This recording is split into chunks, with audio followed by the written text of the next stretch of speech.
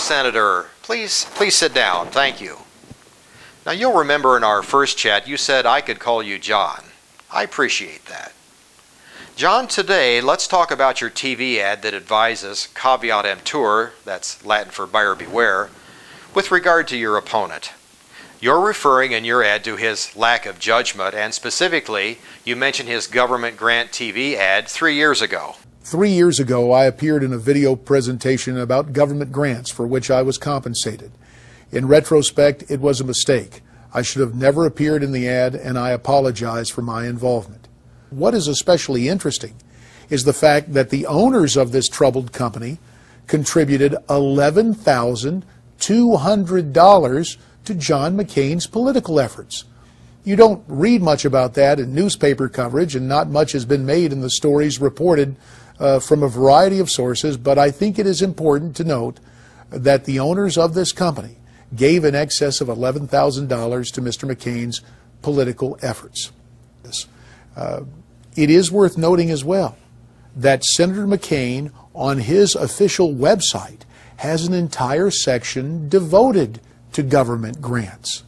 So obviously he believes in the merits of government grants, though he tries to attack me for being less than fiscally conservative, using some terms that I never uttered during the course of the presentation.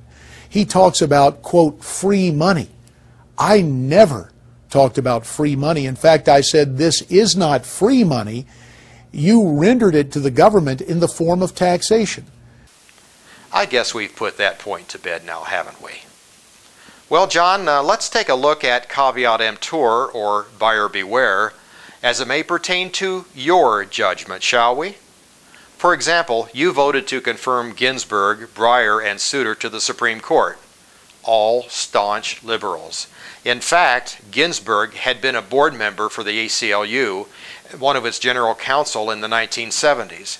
She also favors using foreign law rulings to shape U.S. law and judicial opinions. Do we want judges following European law or U.S. law? I guess you thought European law was okay since you voted to confirm her. Now, you said you were outraged that Elena Kagan wanted to throw ROTC recruiters off the campus at Harvard. But you also said her most notable act, as we know, is her effort to kick off military recruiters from a college campus, in this case Harvard. And by the way, she did this in the middle of a war in violation of U.S. law, and even had the most liberal members of the court go against her when they put forth a ruling. Your reaction to her? Are you likely at this point to support, not support? Well, I give the process a chance to work its way through. John, where is your conviction? Don't you think you should be speaking out just a little more forcefully against Kagan's confirmation? Does it bother you that she has no judicial experience at all, and that her paper trail is being hidden by the Obama administration? Now, you're against drilling in Anwar. In fact, you said, as far as Anwar is concerned, I don't want to drill in the Grand Canyon, and I don't want to drill in the Everglades. This is one of the most pristine and beautiful parts of the world. So I take it you're comparing the beauty and majesty of the Grand Canyon and the Everglades with Anwar. Let's see. Here's a photo of the Grand Canyon, and here's one of the Everglades. Now here's Anwar. Beauty? Let's make sure we're accurate in our comparison. Again, here's the Grand Canyon, here are the Everglades, and here's Anwar. Majesty? John, what are you talking about? Now, in 2005, you introduced a bill co-sponsored by, among others, Ted Kennedy, Joe Lieberman, Lindsey Graham, John Kerry, Barack Obama, and Ken Salazar. Did you really choose to work with these liberals voluntarily?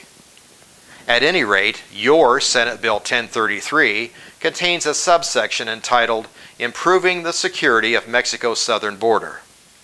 Under this heading, the bill says, in part, the Secretary of State, in consultation with the Secretary of Homeland Security, the government of Mexico, and appropriate officials of the governments of Guatemala, Belize, and neighboring contiguous countries, shall establish a program to provide needed equipment, technical assistance, and vehicles to maintain, regulate, and patrol the international border between Mexico and Guatemala and between Mexico and Belize.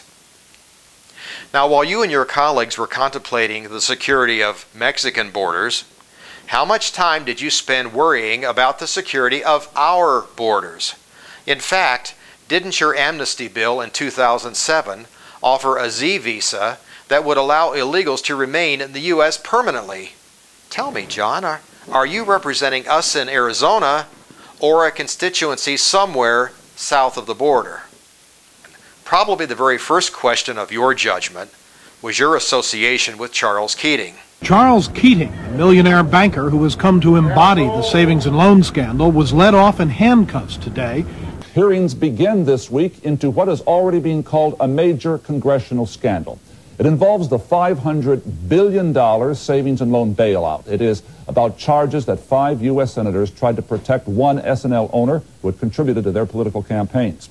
Never before have 5 senators been accused of intervening with federal regulators to help a campaign contributor. Keating and his associates gave a total of $1.4 million to the senators.